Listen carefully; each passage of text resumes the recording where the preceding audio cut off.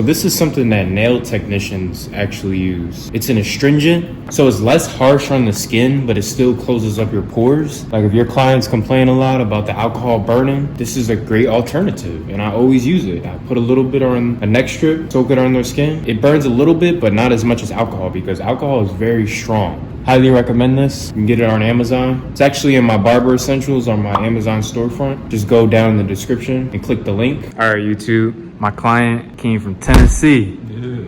So we about to do a 3 against the grain, high taper, shape it up, get his beard right. Let's do it.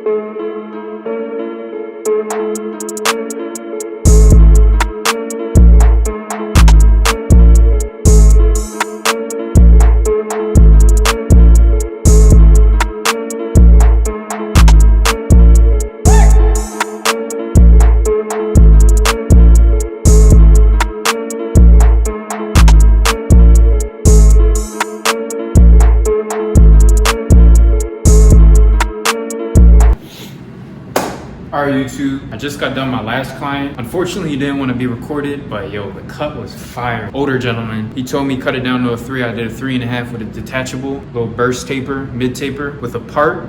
He wanted it straight with a slight curve at the end. It was dope. With enhancements, oh man, it was crazy. Whenever I'm about to record, take my phone or my camera.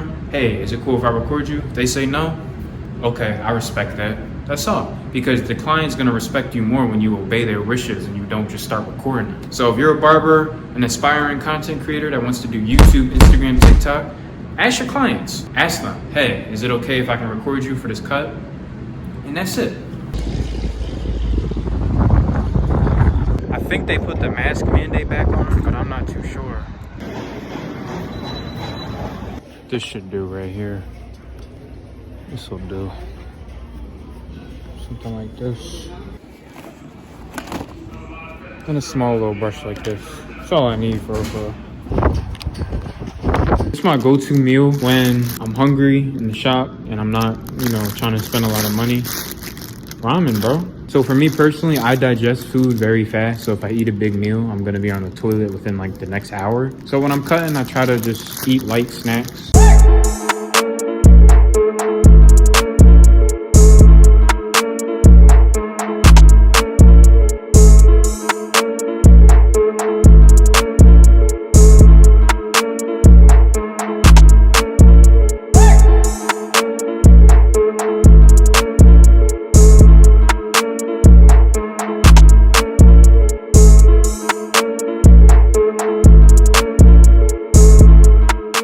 So if you guys didn't know who that was, that's Josiah Scott. He actually plays for the Eagles. I know you guys are probably wondering, how did he get in your chair? How did you even find him? How did he find you? So I actually reached out to him a couple months back. Let's take it back to 2021. I was going through a phase where I wanted some athlete clients. So I reached out to a bunch. I sent out like a mass DM. I'm going to pull it up for you guys. So when I DM'd him, I don't know if you guys can see that.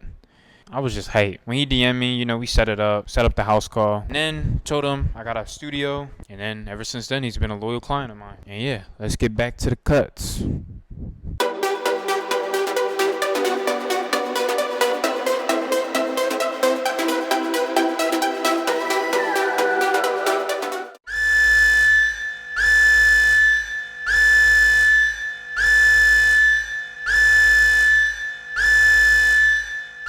So as you guys heard from the noise, this is a pushback.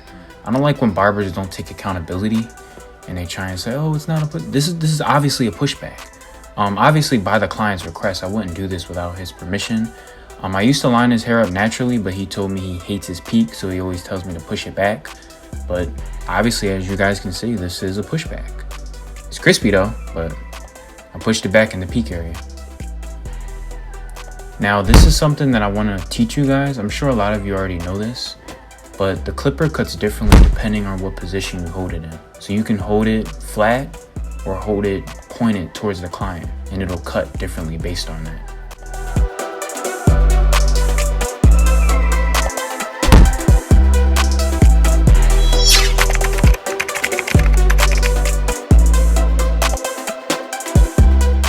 What's up, bro? The same cut as last time? Yeah. Low mosey cut? Yeah.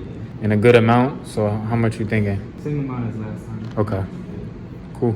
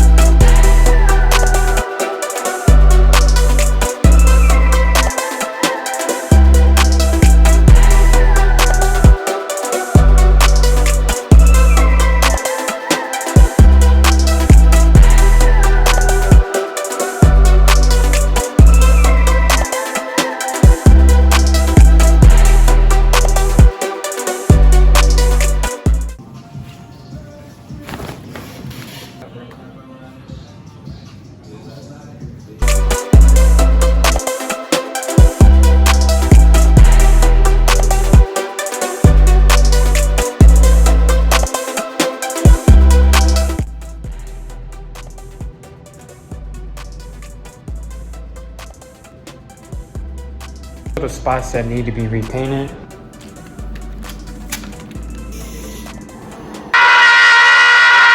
Bro, I just flipped my nail back. Ooh, that hurt. Basic paint though. Just the paint we're using.